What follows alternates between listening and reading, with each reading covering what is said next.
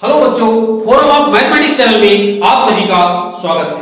आइए आज 12.1 प्रश्नावली सांख्यिकी के अंतर्गत क्वेश्चन नंबर 3 दंड आलेख की सहायता से आंकड़ों को कैसे निरूपित करते हैं इसकी व्याख्या करते हैं। इसके पहले यदि आपने क्वेश्चन नंबर 1 और क्वेश्चन नंबर 2 नहीं देखा है तो इस वीडियो के डिस्क्रिप्शन में लिंक दी गई है, वहां से आप क्वेश्चन नंबर 1 और क्वेश्चन नंबर 2 देख सकते हैं।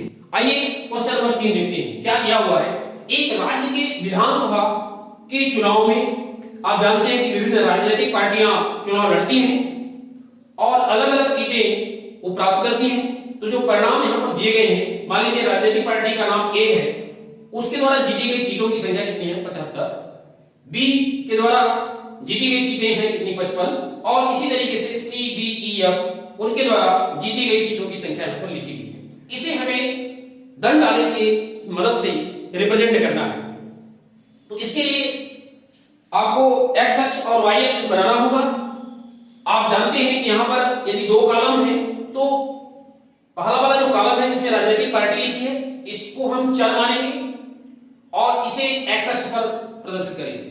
जीती गई सीटें ये चर के मान यहां पर दिए गए हैं जिन्हें हम वाई अक्ष पर रिप्रेजेंट करेंगे। कहने का अर्थ ये हुआ कि दंड आलेख में एक्स अक्ष और वाई अक्ष पहले हम बनाएंगे। तो आइए पहले एक्स अक्ष और वाई अक्ष का निर्माण कर लें और एक्स अक्ष पर हम हमेशा चर को रखते हैं और वाई अक्ष पर चर के मानों को रखते हैं। ये महत्वपूर्ण जानकारी है जिसे कि आपको ध्यान देना है। सबसे पहले एक क्षैतिज रेखा एक्स अक्ष बना ले और इसके बाद वाई अक्ष का निर्माण कर ले। वाई अक्ष, ये वाई अक्ष हो गया। यहां पर लिखते हैं आप एक्स अक्ष। हर चीजें आपको मेंशन करना है। चीजें सरल हैं लेकिन ध्यान देने की है कि हर चीज मेंशन हो, एक्स अक्ष और वाई अक्ष। ये ध्यान देना है कि भाई एक्स अक्ष पर क्या रखना है, यहां पर लिख दिया जाए। एक्स अक्ष पर क्या रहेगा आपका, एक्स अक्ष पर रहेगा राजनीतिक पार्टी, राजनीतिक पार्टी। वाई अक्ष पर क्या रहेगा, जीती गई सीटों की संख्या, जीती गई सीटें, जीती गई सीटें।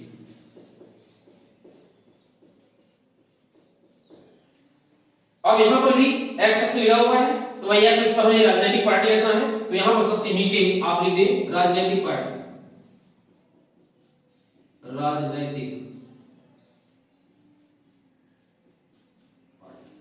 राजनीतिक पार्टी।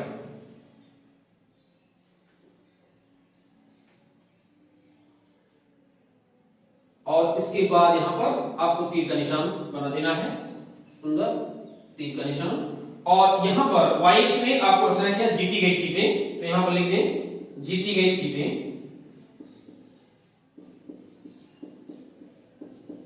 यहां पर तीर का निशान लगा दें।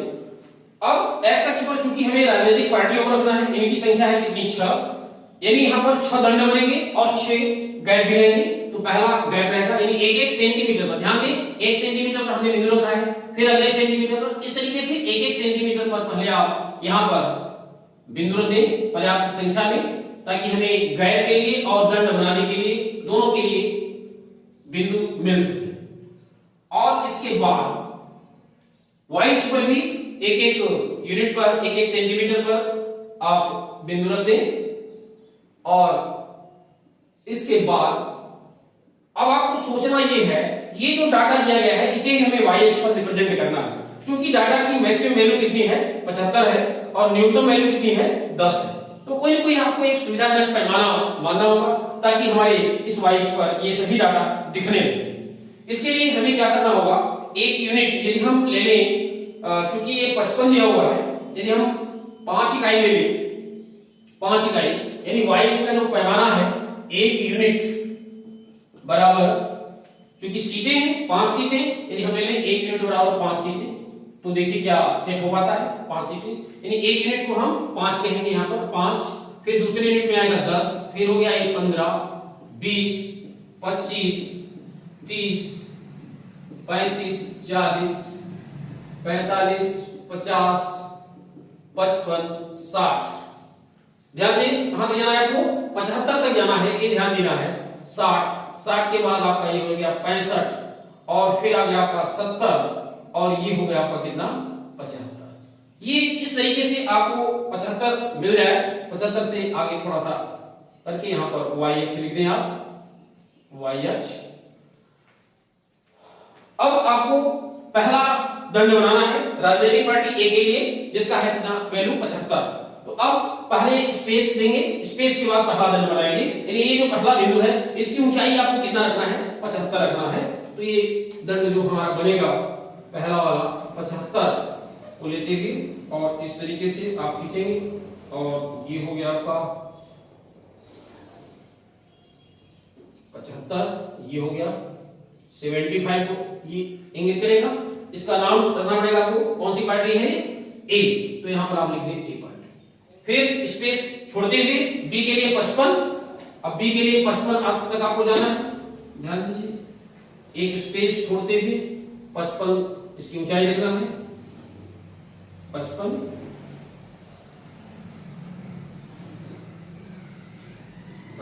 ऊंचाई रख दीजिए। और ये हो गया आपका बी के लिए 55, यहां बी लिख दिए। सी के लिए लिखना है 37, एक स्पेस छोड़ते हुए 37 का मतलब हुआ 35, 36, 37 दो, यानी थोड़ा सा 35 के ऊपर आपको लेना है और 35 के बाद थोड़ा सा लेते हुए 37 ये आपका घर आएगा, ये हो गया 37 का। यहां पर ध्यान देंगे जो भी दंड बन रहे हैं इन दो दंडों के बीच में आपको स्पेस भी दिखाई दे रहा है। ये स्पेस समान चौड़ाई की होती है, पहला स्पेस, ये दूसरा स्पेस और ये तीसरा स्पेस। इसके बाद अब डी के लिए देखिए 29 है, तो 30 से थोड़ा सा कम इसकी ऊंचाई रखेंगे, 30 से थोड़ा सा कम, ये 30 का हो गया, 30 से थोड़ा सा कम रखेंगे तो आपको ये मिल जाएगा, यानी ये हो गया आपका 30 से थोड़ा कम। आप इन दंडों को छायांकित भी कर सकते हैं, नहीं भी करेंगे तो चलेगा, छायांकित कर लेते हैं, थोड़ा और खूबसूरत दिखने लगते हैं। और इस तरीके से ये पार्टी है डी, डी पार्टी का डाटा था कितना 29, यहां पर आप 29 लिख दें। ई पार्टी का डाटा है 10, ई पार्टी के लिए आपको 10 तक जाना है 10, और इस तरीके से इसकी ठीक सीध में 10 की सीध में ले लें और ये बन गया आपका दंडालेख किसका, ई का, ई का ये बन गया, ये डी का है और ई का कितना है 10।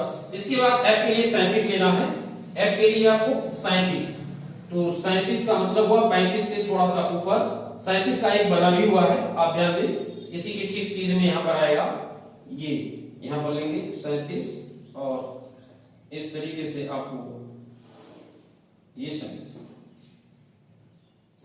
ये 37, ये हो गया एफ। ये आपका दंड आलेख बन करके तैयार हो गया। कितना आसान है बनाना, पूरे 4 अंक का प्रश्न परीक्षा में आपके आता है। यदि आपने इसकी तैयारी कर ली, तैयारी में कुछ नहीं है, बस एक चीज का ध्यान देना है कि हमें एक्स अक्ष पर लेना है चर और वाई अक्ष पर लेना है चरों के मानों को। यहां पर दंडों की जो चौड़ाई है, सभी दंडों की चौड़ाई एक समान होनी चाहिए, साथ ही साथ उनके बीच जो स्पेस है, स्पेस की चौड़ाई भी एक समान बने। और इस तरीके से आप एक सुविधाजनक पैमाना लेते हुए आप सुंदर ग्राफ बना दें।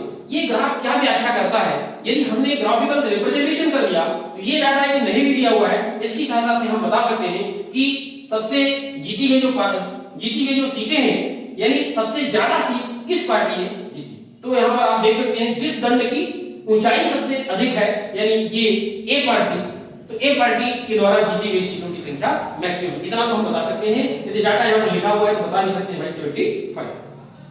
इसी तरीके से वह कौन सी पार्टी है जिसने सबसे कम सीटें जीती हैं, तो यहां पर सबसे कम ऊंचाई जिसकी है, यानी कौन सी पार्टी है ये आप देख सकते हैं ई पार्टी के द्वारा जीती गई सीटों की संख्या सर्वाधिक कम।